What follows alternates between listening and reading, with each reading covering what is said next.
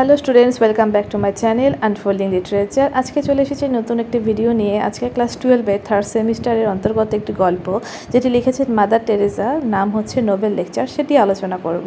তো সবার আগে মাদার টেরেসা সম্পর্কে একটু জেনে নিই।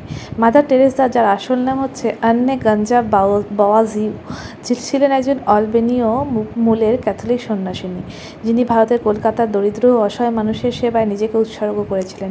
তিনি 1950 সালে মিশনারিজ অফ চ্যারিটি নামক সেবামূলক সংগঠন প্রতিষ্ঠা করে দরিদ্র, রুগ্ন, অনাথ ও মৃতপ্রায় মানুষের সেবা করার জন্য তিনি সারা বিশ্বে সম্মানিত হন। 1979 সালে তিনি শান্তিতে নোবেল পুরস্কার পান। তার নোবেল লেকচার 1979 সালে নোবেল শান্তি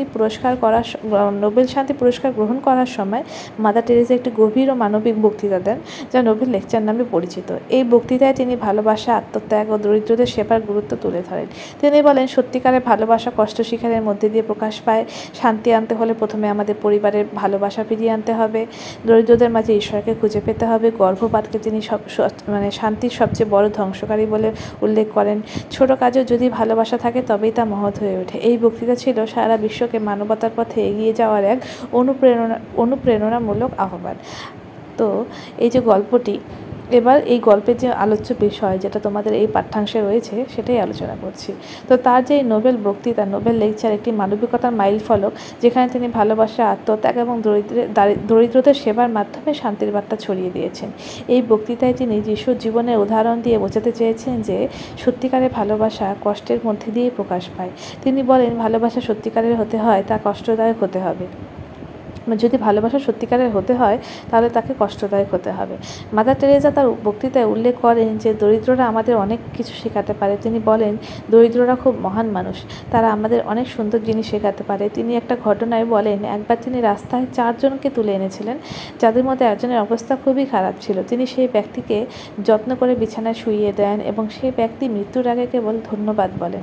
এই ঘটনা মাদার টেরেসাকে গভীরভাবে প্রভাবিত করে। তিনি বলেন, ভালোবাসা শুরু হয় বাড়ি থেকে, এবং আমরা কতটা করি তা নয়, আমরা যে কাজটি করি সেটা আমরা কতটা ভালোবাসা দিয়ে করি সেটাই বড় ব্যাপার।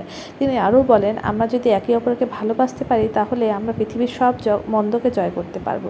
মাদার তেরেসা তার বক্তৃতায় গর্ভপাতকে শান্তির সবচেয়ে বড় ধ্বংসকারী হিসেবে উল্লেখ করেন। তিনি বলেন, শান্তির সবচেয়ে বড় ধ্বংসকারী হলো গর্ভপাত। তিনি গর্ভপাতের বিরুদ্ধে লড়াই করার জন্য দরিদ্র মানুষকে প্রাকৃতিক পরিবার পরিকল্পনা শেখানোর গুরুত্ব তুলে ধরেন। তিনি একটি ঘটনা উল্লেখ করেন যেখানে একটি হিন্দু পরিবার 8টি সন্তান নিয়ে অনেক দিন খায়নি।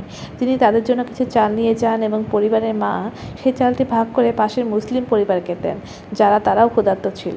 এই ঘটনা মাদার তেরেসাকে গভীরভাবে প্রভাবিত করে। তিনি বলেন, আমরা যদি ছোট ছোট জিনিসে অন্যকে ভালোবাসতে পারি তাহলে নরওয়ে ভালোবাসার বাসা হয়ে ওঠে এবং নোবেল শান্তি পুরস্কার নরওয়ে মানুষের কাছে উপহার। মাদার তেরেসার এই বক্তৃতা আমাদের শেখায় যে সত্যিকারের শান্তি এবং ভালোবাসা কেবলমাত্র আত্মত্যাগ ও দরিদ্রদের সেবার মাধ্যমে অর্জন করা যায়। তিনি আমাদের অনুপ্রাণিত করেন যেন আমরা আমাদের আশেপাশের দরিদ্র ও অসহায় মানুষদের সাহায্য করি এবং তাদের মধ্যে ঈশ্বরের উপস্থিতি অনুভব করি।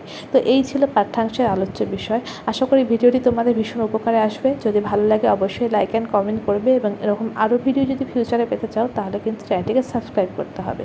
Thank you so much.